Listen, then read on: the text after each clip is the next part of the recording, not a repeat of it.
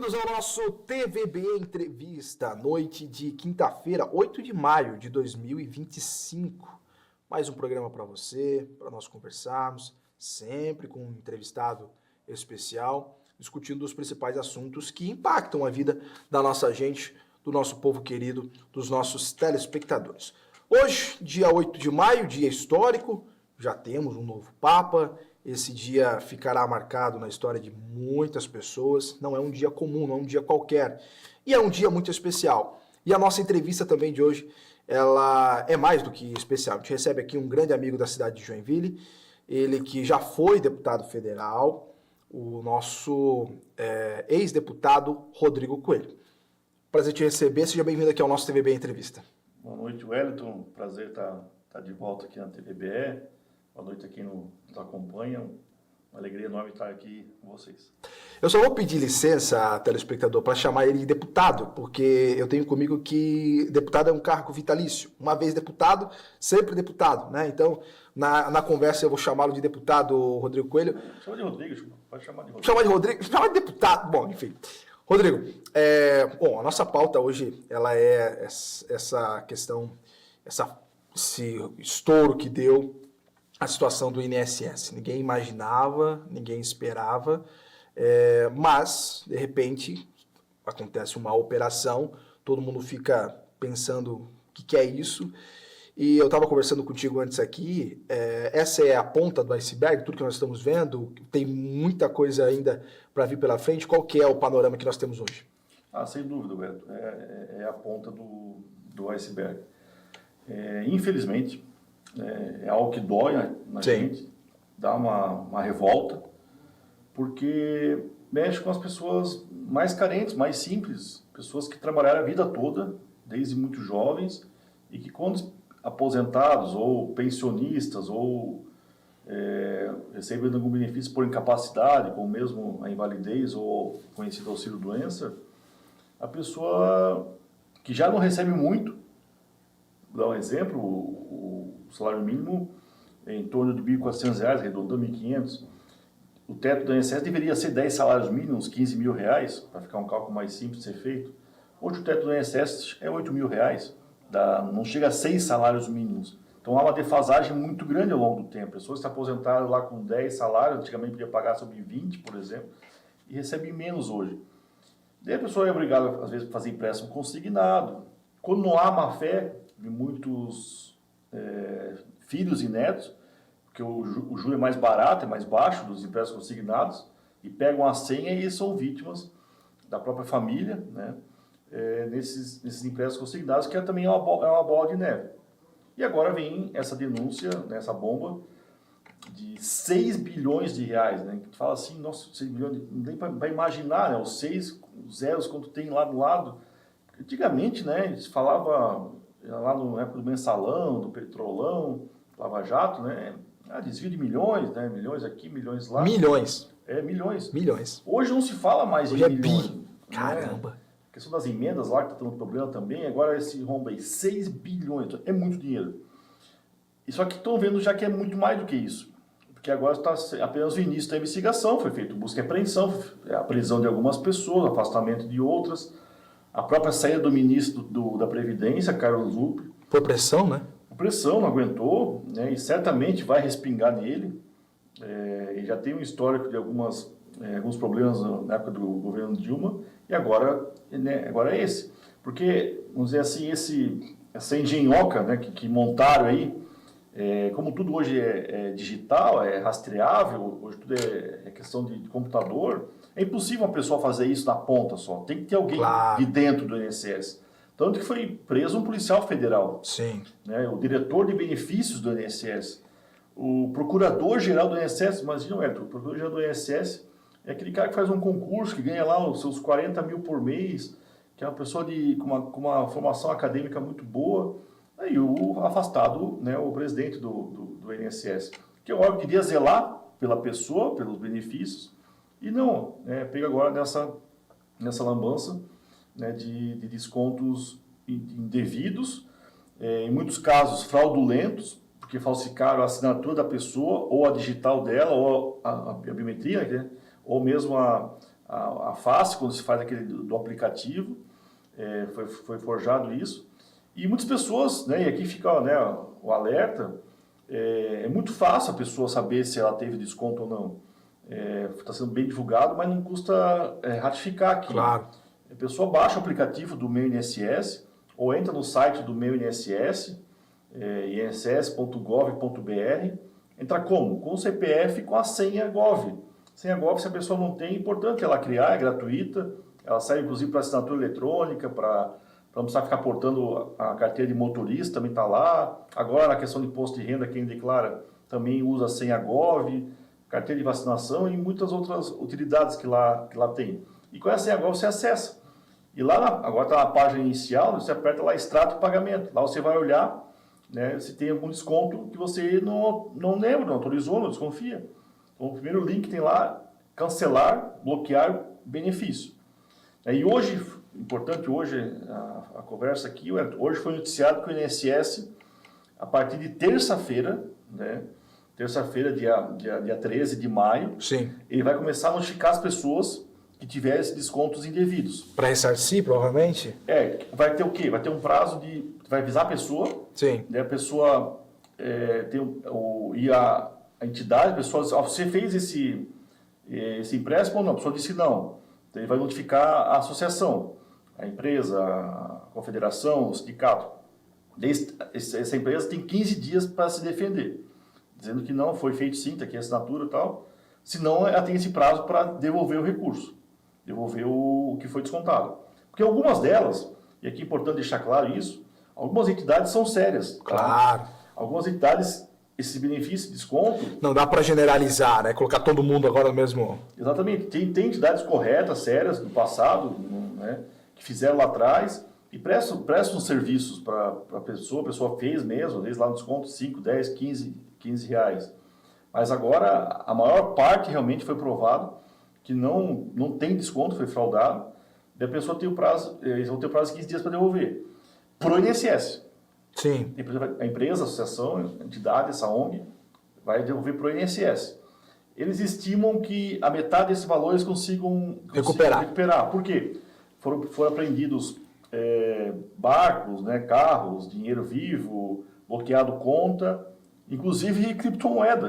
Loucura, é tão ousado o negócio que eles, para não deixar muito rastro, enviaram dinheiro para o exterior e alguns compraram criptomoeda para não ser tão fácil de ser rastreado. Então, eles imaginam que 3 bilhões consigam. E daí o governo, o Estado brasileiro, está sinalizando que vai assumir essa bronca e pagar a diferença. Né? A diferença que vai pagar somos nós. Sim, né? sim. Uma pessoa que foi roubada, vê só, né? Que coisa, é o Brasil. O Brasil tem essa realidade. Que coisa hilária e revoltante só no Brasil mesmo, né? Então, você que está nos assistindo, que foi roubado pelo INSS, através dos seus impostos que paga, você vai pagar mais ainda, né? Porque não tem dinheiro público, o dinheiro é do pagador de imposto, o dinheiro é das pessoas, é do cidadão que agora, por exemplo, está pagando imposto de renda. Então, vamos pegar uma parte desse dinheiro para ressarcir, né, a pessoa, o segurado, o aposentado do INSS. E justo, claro, a pessoa tem que ser ressarcida. Claro. Mas aqui está a questão. O que diz o Código do Consumidor? Que a pessoa que teve um desconto indevido, essa empresa tem que pagar em dobro. Tem que pagar em dobro. Certo. Só que isso não vai ser feito.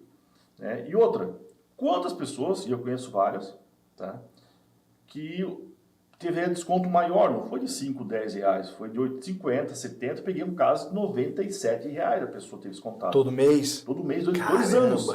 Isso chega a quase 3 mil reais nesse período. A pessoa deixou de pagar uma conta, pagou juro e correção monetária, entrou no cheque especial, está pagando juro. Então isso gera um dano moral, inclusive coletivo, né? E que em vários casos de corte de benefícios, em outras situações, quando há, por exemplo, envio de cartão de crédito, compra com a senha da pessoa errada, a justiça tem dado dano moral e indenizações, na maior parte dos casos, a média hoje é 10 mil reais. Então muitos vão querer ser indenizados por isso. O que eu recomendo hoje, no momento? Esperar um pouco porque isso está sangrando o governo, está desgastando ele. Então ele está tendo uma pressão muito grande do próprio Congresso, da imprensa como um todo, para que haja uma solução o mais rápido possível. Então, esperar agora esse mês de maio e a pessoa... porque, por exemplo, ele está com uma ação contra uma entidade fantasma dessa. E o INSS também como réu, né, como parte na ação. Como conivente, digamos. Exatamente. Só que essa entidade não existe, ela não tem bens para bloquear, né? Então, é um processo que vai demorar 1 ano, 2, né? E não vale a pena. Vai dar murro em ponto de faca, né? Exatamente. Então, espera agora essa notificação do INSS, espera ser ressarcido, e depois, se for o caso, entrar com uma ação para cobrar essa duplicidade, que eu falei em dobro, e o dano moral. É importante o pessoal guardar o extrato de pagamento, pegar no seu banco, fala com o seu gerente, se for o caso, se não conseguir pela internet, porque muitas vezes a pessoa não consegue o extrato dos últimos 5 anos. Sim. Né? Tem pessoas que estavam há 5 anos sendo descontadas. Caramba! Desde 2019, quase 6 anos. A maior parte deles foi nos últimos 2 anos. Sim. Onde teve esse De boom 23 para cá, né? Aumentou absurdamente, né, os descontos. Mas tem pessoas que estão há tempo já, 4, 5 anos. E não era costume, né, das pessoas, o antigo olerite, né, contra-cheque, folha de pagamento, olhar, né? As pessoas não acabaram olhando. Agora é importante a pessoa olhar, ver se teve isso. Então esperar a notificação que vai vir, isso é importante também. Porque está tendo o golpe do golpe, tá, Wellington? Ah, é? Golpe. É incrível como as pessoas têm uma inteligência para o mal. Para fazer o mal. Para esse tipo de maldade. É impressionante, tá? Já no dia seguinte ao anúncio do golpe, que foi um baque para várias pessoas, já tinha golpistas ligando para as pessoas: você aperta nesse link aqui que você vai ter o seu dinheiro resolvido. Aqui você vai cancelar. Só que é um link que levava a um site fantasma, que pegava copiar dados e tudo os dados mais. das pessoas, né, para fazer compras e assim por diante. A pessoa de boa fé, então não acredite nessas ligações, não atenda telefone, o INSS não liga para casa das pessoas, tá? Então, essa comunicação vai ser oficial pelo aplicativo INSS. A pessoa que já tem o aplicativo baixado vai vir uma notificação, vai ficar vermelhinho lá. E se a pessoa não tem aplicativo, acessa um site. Se não tiver acesso, tem dificuldade e tal com a internet, tem receio, procura o seu filho, o seu neto, alguém da sua confiança. Ou mesmo caso, um contador ou o seu advogado de confiança. Para que a pessoa veja lá certinho e peça essa restituição, né, e depois, se for o caso, entrar com essa ação para daí sim pegar o dinheiro de volta em dobro.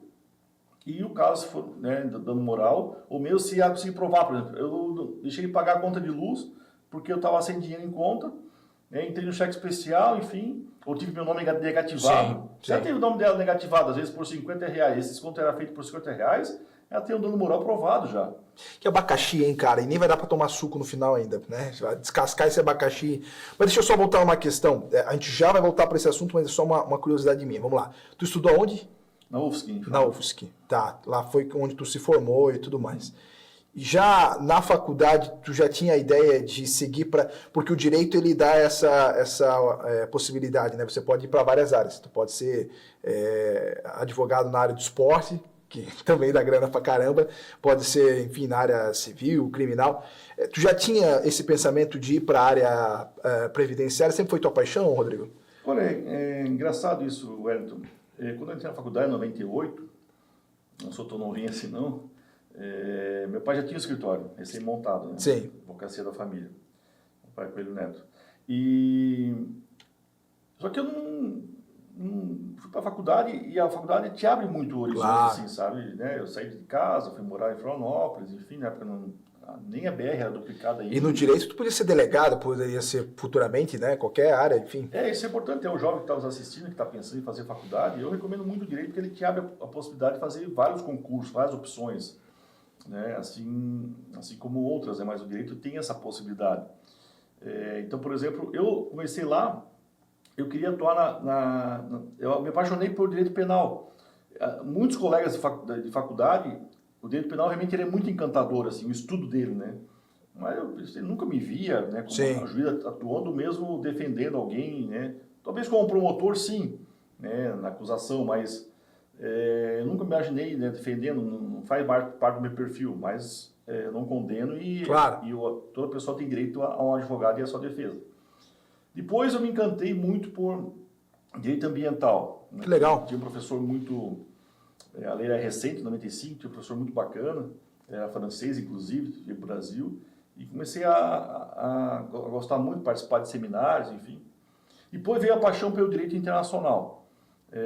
Também tive um baita professor, o professor Barral, que chegou a ser secretário de Comércio Exterior, no Ministério das Relações Exteriores, foi da OMC, na atuação de conflitos entre países, e eu cheguei até a participar de uma preparação de um curso no Instituto Rio Branco, em Brasília. Inclusive foi a minha primeira viagem de avião, eu não tinha viajado de avião ainda, eu tinha acho que 20 anos na época, e fui para Brasília, né, e conheci Brasília na época. O Instituto Rio Branco fica próximo, lá onde formam os diplomatas nossos, né, os embaixadores. Um evento todo em inglês, a semana toda, de domingo a domingo, um evento, é um simulado da Assembleia Geral da ONU. Então eu fui pela UFSC. Direito internacional para futuramente ser embaixador, alguma coisa assim? Exatamente. Fantástico, cara. E daí eu e mais um colega da faculdade, e fomos sorteados lá, nós tínhamos que defender a Argentina. Que bacana. Que engraçado, né? Defender a Argentina na simulação da Assembleia Geral da ONU. Muito bacana, negócio extraordinário. Mas depois veio a paixão pela política, enfim. Eu não me via como juiz, confesso, né, não me via fazendo um concurso. Então eu tinha um escritório, né, e comecei daí, teve greves na época, eu fiz faculdade na UFSC, que era federal, então teve greves de 100 dias, por exemplo, ficavam 100 dias sem aula, né? Então eu ficava aqui, comecei a ir para o escritório, aprender e tal, e me encantei, me apaixonei pela advocacia. E essa questão de lidar com o público, de ajudar as pessoas mais simples, enfim, me satisfez muito aquela vontade da política, sabe? Então, poder fazer o bem, enfim. Me encantou muito, que a advocacia previdenciária é a mais próxima, é a advocacia mais social que existe, né? Que mais tem contato, por exemplo, não é advogado empresarial, que é nada contra também, tributário, que atende, tem lá 10 empresas, que daí é outro tipo de conversa, né? Não é CPF, é CNPJ, por exemplo. Exatamente. Então a advocacia previdenciária não, é aquela contato, né, com pessoa simples, que está desempregado, doente, teve o benefício cortado pelo INSS, enfim. Então, me apaixonei por advocacia. E daí teve a reforma da Previdência em 98, depois teve uma outra em 2003. Então, teve um boom muito grande, uma demanda muito grande. Eu fiz pós-graduação, escrevi um livro na área, e fiz vários seminários, cursos, e fiquei lá no escritório até 2012. Né? Eu fiquei 10 anos, quando aí houve o convite para sair a vice na chapa do, então, pré-candidato também, o Dudeira, né? Desde na política. Sim. E fiquei até 2022, né, quando não consegui a reeleição para deputado federal, e agora voltei para o escritório. Né? Então, o meu ganha-pão, a minha profissão, a minha atividade é a advocacia. Né? É disso que eu vivo. Nesse período fui lojista também, 7 anos, tive loja, vestuário, na área de roupa para ginástica, de praia. Foi daí que eu entrei na CDL Jovem. Sim. Participei da CDL Jovem, participei da CDL. Né, coordenei a CDL Jovem por 2 anos, e foi uma experiência muito bacana também, foi uma baita escola, a CDL, esse contato com o lojista, né, na época não tinha esse comércio eletrônico, né, e depois eu acabei vendendo a loja para minha gerente, e a loja continua até hoje lá no centro, e agora eu voltei para a advocacia com dedicação exclusiva. E agora as demandas crescendo cada vez mais, porque é o assunto do momento. Nunca imaginávamos que chegaríamos nessa situação. E o previdenciário é interessante, porque teve um momento, por exemplo, lá na época que eu comecei, era o tempo rural, né? Muita gente veio do subestado ou do Paraná, Perfeito. Então tinha tempo rural para somar o tempo de urbano e se aposentar. Depois teve a onda do tempo insalubre, o pessoal que trabalhava, por exemplo, na Tupi, né? Com exposto a agente nocivo, insalubridade. E tinha o pessoal, sempre teve o pessoal da pesca, né? Na Barra do Sul, aposentando muita gente, pescadeira de camarão, pessoal aqui de São Chico, da região, de Garuba, da pesca. Depois veio a tese das revisões, né, de aposentadorias e tal. Enfim, são ondas do previdenciário. Depois teve a questão do servidor público, que está muito forte hoje em dia também, o planejamento previdenciário. Só que essas fraudes, esses golpes, na verdade, se for olhar para trás, Wellington, e agora foi, né, o Collor foi preso, ficou um pouco em voga essa questão. Quem não lembra da Georgina, por exemplo, né? Sim. A Georgina ficou conhecida aí no Brasil todo.